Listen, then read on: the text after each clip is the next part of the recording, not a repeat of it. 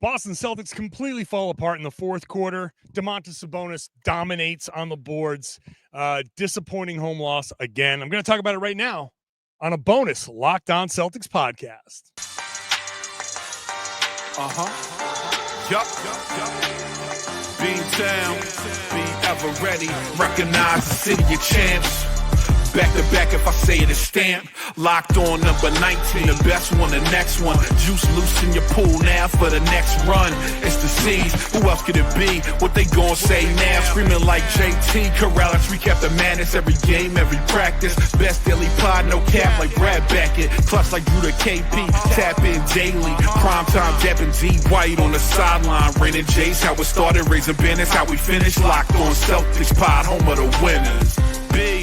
Hey there, welcome back to the Locked On Celtics podcast, right here on the Locked On Podcast Network, where it's your team every day, and I got you covered Monday through Friday, plus bonus podcasts, even when they lose like this on the weekends. Friday night game, Friday night podcast for you on a Saturday. Thank you if you are listening on a Saturday after that game. Very much appreciated. If you are new to the show, please subscribe. Get this show to directly to your device. You can watch on YouTube. You can get to the comment section, probably commiserate with your fellow Celtics fans after the Boston Celtics lose this one to the Sacramento Kings, 114-97. I'm John Karalis. If you're new to the show, again, thank you if you are new to the show. I want to thank everybody here for joining me. You can find my written work at Boston Sports Journal. It is there for you. I've been covering this team for about 20 years, and been at Boston Sports Journal for a few now. We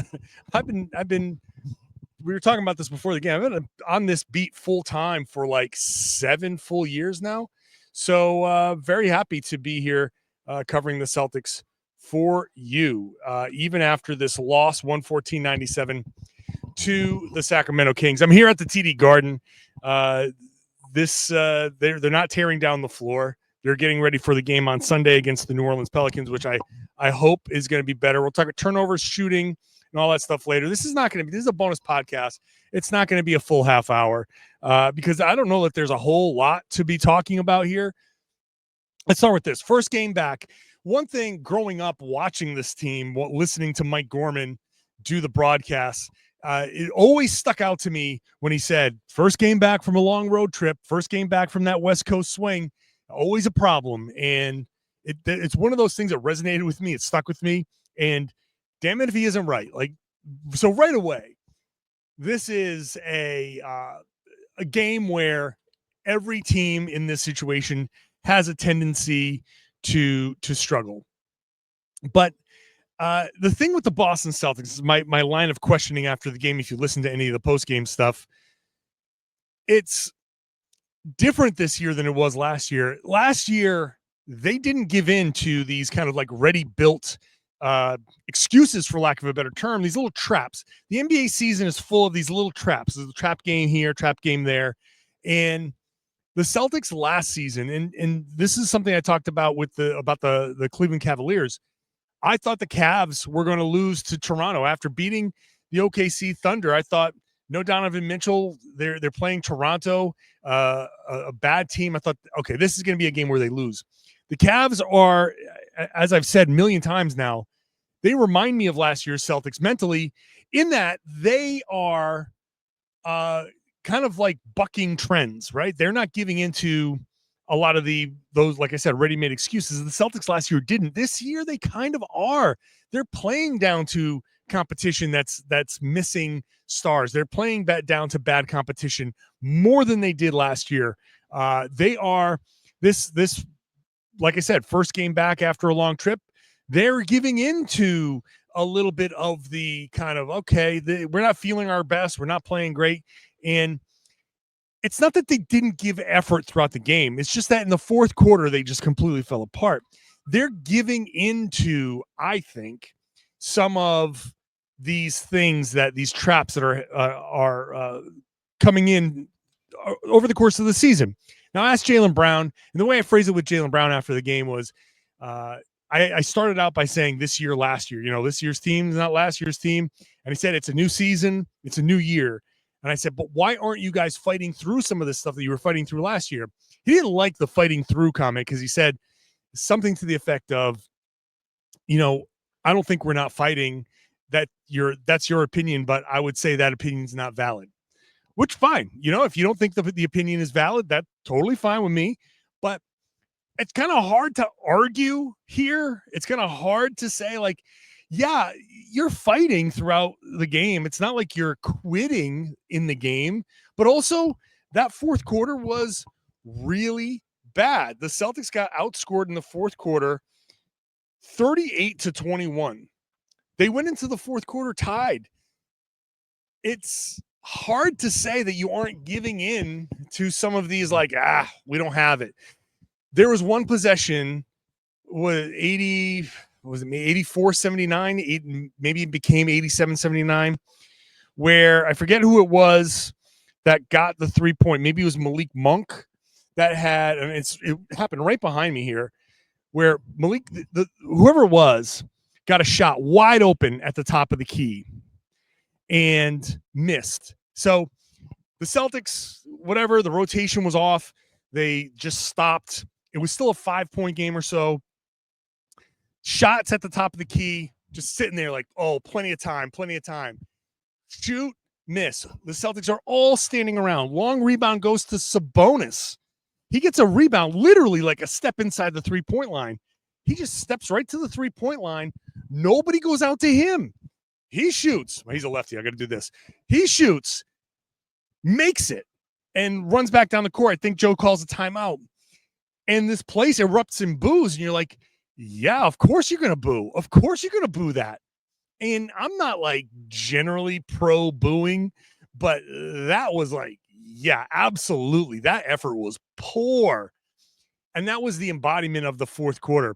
The Celtics, just as a group, were just like, oh, okay. Oh, we didn't get that. Okay. Go ahead and make the three so we can take the ball. Oh, you missed. Oh, now we're not even rebounding. We're not even in rebounding position. All right. Sabonis. And then Porzingis was like, oh, I guess I'll go do it. And is that's just such horrible effort. And after the game, Joe was just saying, look, when you miss as many shots as we've missed, it puts a lot of pressure on your defense. And at some point, you almost like the weight of that pressure is too much. And it becomes an effort thing because the Celtics, you miss another shot. You get a good look, you miss another shot. There was a 3 with Derek White late in the game. It was kind of like their last gasp. That 3-pointer needed to fall, and he missed it short. And it was just like, oh, this feeling of, I can't believe I missed that shot. The Celtics have had a few games recently where the shots aren't falling. And again, this is another thing that they're giving into. Shots don't fall. It affects the defense. Last year, I don't think it happened a whole lot like that.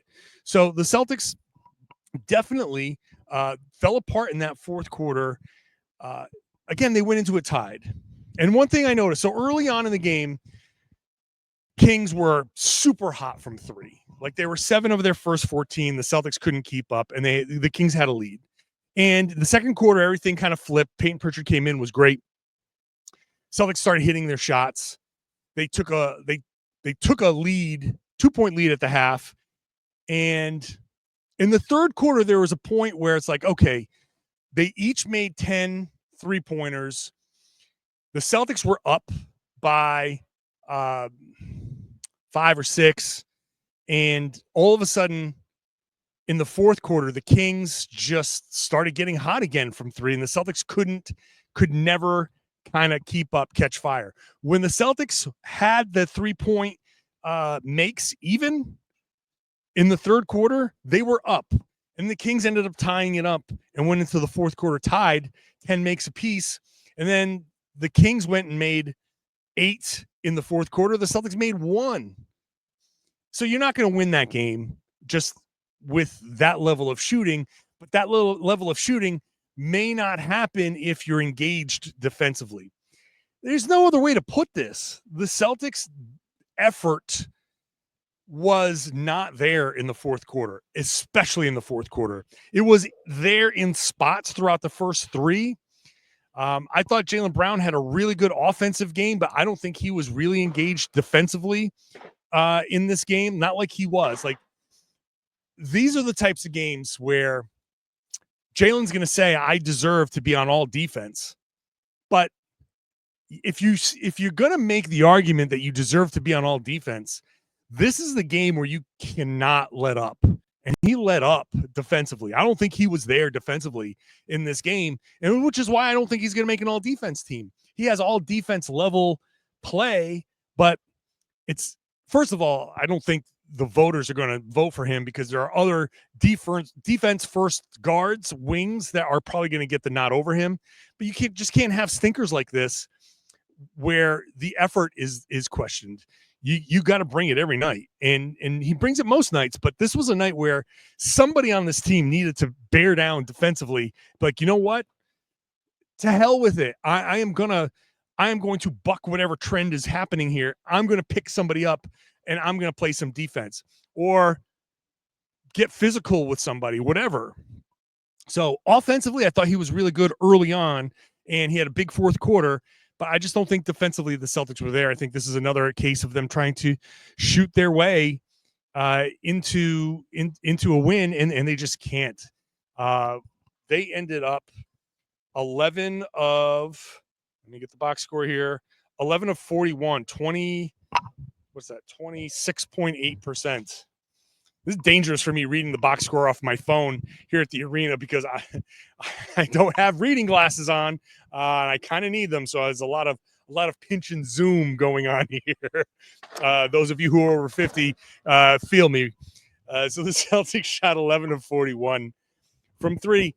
The shooting is not there on a consistent basis, and last season they had, I think, 12 games where they shot below 30%. This year they're at 7 already. So there's, they got 5 left to, and they're not even halfway through the season to kind of stay on pace with last year. I think if there's any sort of positive, you might forget that there were 12 of those last regular season, which is good. I certainly forgot that there were that many. I thought there were fewer. So I'm kind of almost encouraged in a weird way, like, oh, okay. It's almost like getting up to that technical foul limit, and you're starting counting the techs, and you're like, oh, he doesn't have as many techs as I thought. The fact is, they are going to have these bad shooting nights, but they're having them a little too often right now. I don't know what's going into that. Maybe it is Porzingis coming back, and they're trying to find their way into the rhythm. They did try to post up a lot. Jaylen Brown was complaining about that a little bit after the game. The game slowed down a little bit. I do think the Celtics went back to, this is another thing that happens with the Celtics now. They have success getting to the basket, and they start to force things. And I do think they tried to force some of their offense in this game, trying to kind of like, oh, this has been working. We're going to keep doing what's been working. And whenever there's an adjustment, they have been slow to react and slow to adjust themselves. And they try to, like, Jayson tries to like force his way through people, and Jaylen tries to force his way through people, and Porzingis, trying to do the big swooping foul shooting thing. And again, maybe it's just a matter of Porzingis. You need some time. The Kings came in here. They're on a little bit of a roll. This was their 6th win in a row.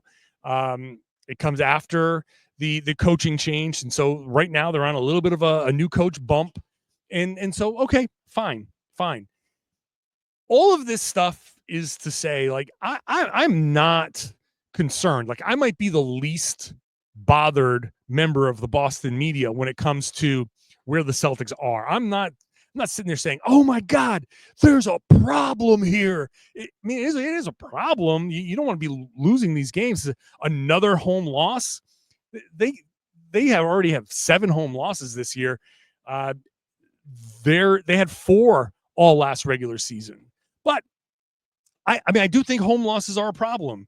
You can't get too comfortable at home. You can't sit there and be like, the crowd will get us. No, like, whatever it is, you gotta win. And if for nothing else, man, there are people, I meet people here that have made long trips They want to come in here and you look at like, wow, look at the banners up there. You can't see it on my screen, but like the banners. Oh, that's the parquet. Like, oh wow, I can see people looking around like, whoa. And then the Celtics go lay an egg, and you're like, I wish all of these people can get like the full experience of a win in Boston, but it's not there. And that's something that I think the Celtics need to be better at. They need to come through with the wins for these fans here in Boston. The Sabonis thing, look, 20 rebounds, 28 rebounds overall. 20 of those rebounds, not too concerned about, because he's their big rebounder. The Celtics missed a lot of shots. There are a lot of rebounds to be had. He got a lot of them. 20 of those rebounds, fine. They're all defensive rebounds. Could the Celtics swoop in and maybe fight for some of those offensive rebounds? Sure. Absolutely. So maybe you could say, well, Celtics missed a lot. He's a big rebounder. 16 rebounds. How about that? Go in there and rebound, get 4 of those offensive rebounds and try and get some second chances. The Celtics are actually pretty good at offensive rebounding. They just didn't, I don't think they crashed very well in this game. They did not try to fight for more possessions the way they normally do. The 8 offensive rebounds, I got a problem with 8 offensive rebounds for Sabonis. Okay, maybe he's going to get 1 or 2. It's just going to happen. He's going to get a couple. Like, you always give up some offensive rebounds, but put a body on him. The one that went all the way out to the 3-point line is just insane. You can't do that. That's effort. That's just pure effort. And Mazzulla addressed that. He admitted, like, effort after the game. He said effort, he outworked us for a lot of those rebounds.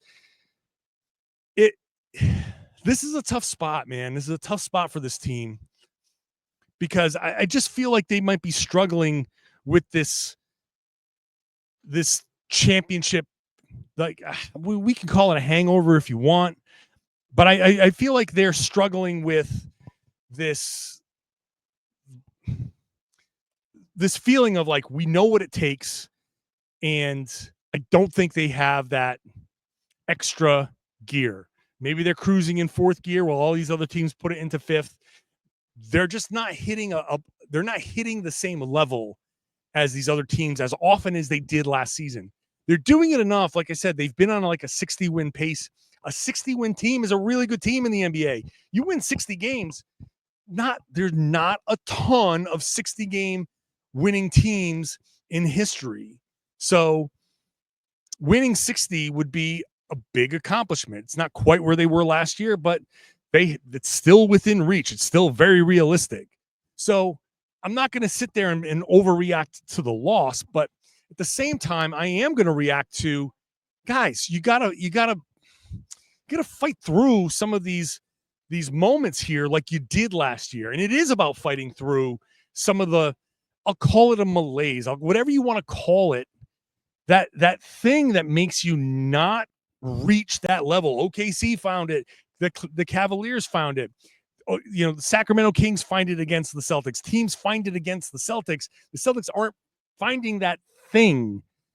So that's where the Celtics are really struggling this year.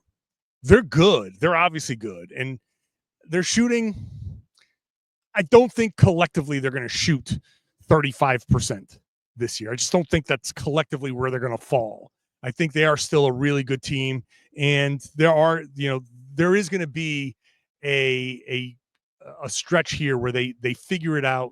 They hit 39, 40, 41% for 5, 6, 7 games in a row. And it's like, oh, okay, here we go. This is the team that we remember. I'm not concerned necessarily about what they are capable of doing and their ability to hit that.